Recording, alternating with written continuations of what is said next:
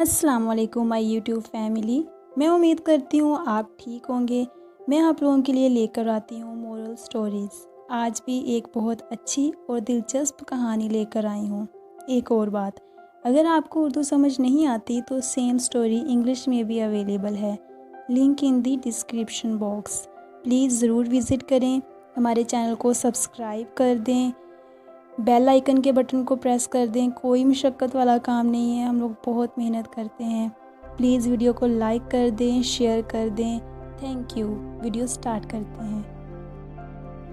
एक दफ़ा का जिक्र है कि 3 बहनें किसी गांव में तायाबू के साथ रहती थी। सबसे बड़ी बहन 12 साल की थी। इसका नाम सानिया था। वो देखने में बड़ी मासूम थी। सानिया की छोटी बहन 9 साल की थी।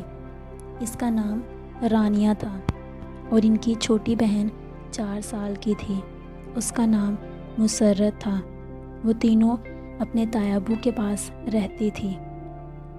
मुसर्रत की पैदाइश से चंद माह पहले एक एक्सीडेंट में मुसर्रत के वालिद वफ़ात पा गए। ये मुसर्रत की वालिदा के लिए बहुत बड़ा सदमा था। वो ये सदमा बर्दाश्त ना कर सके। मुसर्रत की पैदाइश के वक़्त कॉम्प्लिकेशन की वजह से इनकी वालिदा का इंतकाल हो गया। नानी अम्मी हम तीनों बहनों को अपने पास रखना चाहती थी, लेकिन तायाबू की कोई औलाद नहीं थी और ये तीनों इनके भाई की बेटियां थीं। तायाबू ने ज़िद करके हम तीनों को अपने पास रख लिया। हमें भी तायाबू से उनसियत थी। तायाबू ने तीनों को अपनी औलाद की तरह प्यार किया और ऐसे ही वक्त गुज़रता रहा। सानिया ने मैट्रिक का इम्तिहान बहुत शानदार नंबरों से पास किया। इसके तायाबू बीमार रहने लगे और कामकाज ना होने की वजह से घर के माली हालात बहुत ख़राब होने लगे।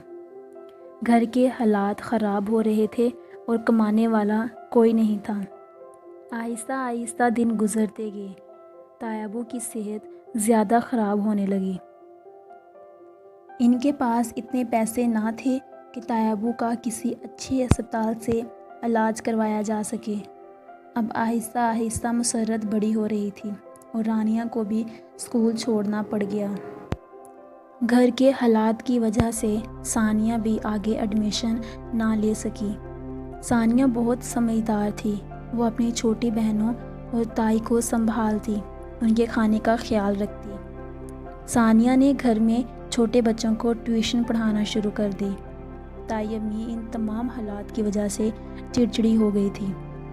ताई अम्मी वैसे तो बहुत अच्छी थी, लेकिन माली हालात ठीक ना होने की वजह से डिप्रेशन का शिकार हो गई थी। इनको घर के हालात की भी फ़िक्र थी और तायाबू की सेहत की भी फ़िक्र थी। हालात इतने ख़राब हो गए थे कि 2 वक़्त की रोटी मुश्किल से पूरी हो रही थी।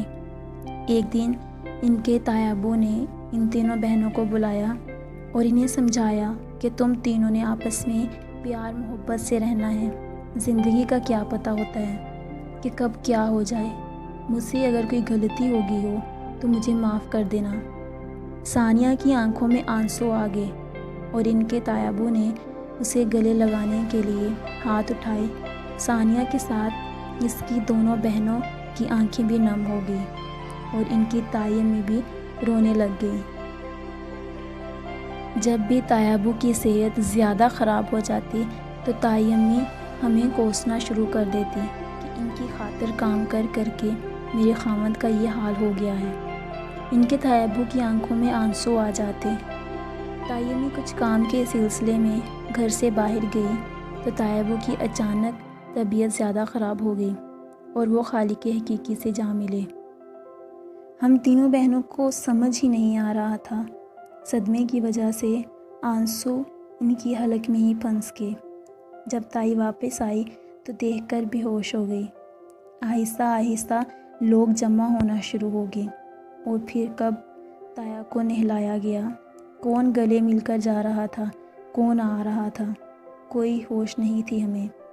जब हमारे बाबा फौत हुए तब हम बहुत छोटी थी। हमें बाप का प्यार और शफ़क़त का एहसास ही ना था। आज हम यतीम हुए थे। हमारे सर से बाप का साया उठ गया था। ताया ابو کی وفات کے بعد تائیمی صدمے میں رہنے لگی تھی۔ ان کا واحد سہارا ان کے شوہر تھے۔ تائیمی اپنے بھائی کے گھر چلی گئی، لیکن اب وہ ہم تینوں کو اپنے ساتھ نہیں رکھ سکتی تھی، اسی لیے نانی ہمیں اپنے ساتھ لے گئی۔ ثانیہ اب بڑی ہو رہی تھی۔ ثانیہ کے رشتے کے بارے میں سوچنے لگی۔ نانی نے رانیہ کو بھی گھر میں سلائی سکھا دی اور مسرت کو ترجمہ تفسیر کروانے لگی۔ رانیہ کے ہاتھ میں بہت صفائی تھی، وہ بہت اچھے کپڑے سلائی کرنے لگی تھی۔ آس پاس کے محلے کے لوگ بھی رانیہ سے کپڑے سلائی کروانے لگے تھے۔ نانی امی اب بوڑھی ہو رہی تھی، وہ چاہتی تھی کہ ثانیہ کی شادی ہو جائے۔ ثانیہ اب 20 سال کی ہو گئی تھی۔ ان کی نانی ثانیہ کے لیے کوئی ایسا رشتہ ڈھونڈنا چاہتی تھی جو ثانیہ کی چھوٹی بہنوں کا بھی خیال رکھے اور انہیں تحفظ دے۔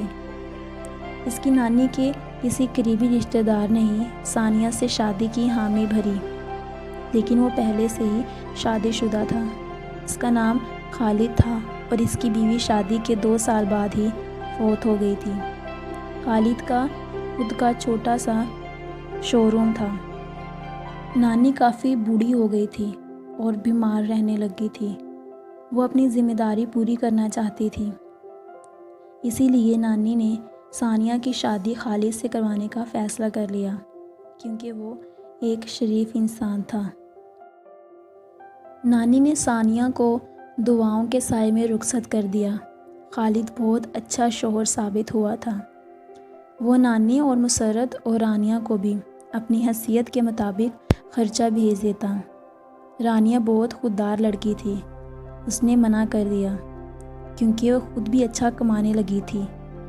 مسرت نے جب قرآن کا ترجمہ تفسیر کر لیا تو رانیہ نے اسے اچھے کالج میں ایڈمیشن کروا دیا۔ آہستہ آہستہ حالات کچھ بہتر ہونا شروع ہو گئے۔ رانیہ اور مسرت تائیمی سے ملنے بھی جاتی تھی، کیونکہ بچپن سے تائیمی نے ہی انہیں سگی اولاد کی طرح پالا پوسا تھا۔ رانیہ کے کام کی چرچا آہستہ آہستہ بڑھنے لگی تھی۔ اس کو بہت اچھے بوتیک سے آفر آئی تو رانیہ نے قبول کر لی۔ اب رانیہ کو بڑے آرڈرز ملنے لگے تھے اور اس نے 7 ورکرز بھی رکھ لیے۔ سب کچھ صحیح جا رہا تھا کہ اچانک نانی اماں کی طبیعت بہت خراب رہنے لگی اور کچھ دنوں میں ہی وہ وفات پا گئی۔ مسرت اور رانیہ اکیلی پڑ گئی تھی۔ خالد نے ثانیہ سے کہا کہ مسرت اور رانیہ کو اپنے پاس بلوا لو، لیکن رانیہ نے انکار کر دیا اور تائیمی کو اپنے پاس آنے کے لیے کہا۔ تائیمی مان گئی اور وہ رانیہ اور مسرت کے ساتھ رہنے لگی۔ رانیہ جس بوتیک کے ساتھ مل کر کام کر رہی تھی، وہاں کا مالک علی رانیہ کی محنت اور لگن سے بہت متاثر ہوا تھا۔ رانیہ دکھنے میں بہت پیاری اور سمجھدار تھی۔ اس نے ساتھ ساتھ پرائیویٹ اپنی پڑھائی بھی کی اور اپنی بہن کی ذمہ داری بھی پوری کر رہی تھی۔ علی نے تائیمی سے رانیہ کی رشتے کی بات کی تو تائیمی نے ثانیہ اور خالد سے مشورہ کیا۔ انہیں علی اور اس کی فیملی بہت پسند آئی۔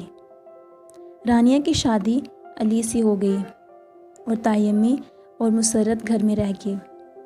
تائیمی بہت خوش تھی کہ ثانیہ اپنے گھر کی ہو گئی اور رانیہ بھی اپنے گھر میں بہت خوش ہے۔ تائیبو نے جو ذمہ داری لی تھی وہ آہستہ آہستہ پوری ہو رہی تھی۔ مسرت ابھی پڑھ رہی تھی اور ساتھ ساتھ اکیڈمی میں بھی بچوں کو پڑھاتی تھی۔ رانیہ اور ثانیہ اپنی بہن اور تائیمی کا بہت خیال رکھتے ہیں۔ تائیمی کو اب خالد اور علی کی شکل میں بہت نیک اور شریف بیٹے بھی مل گئے۔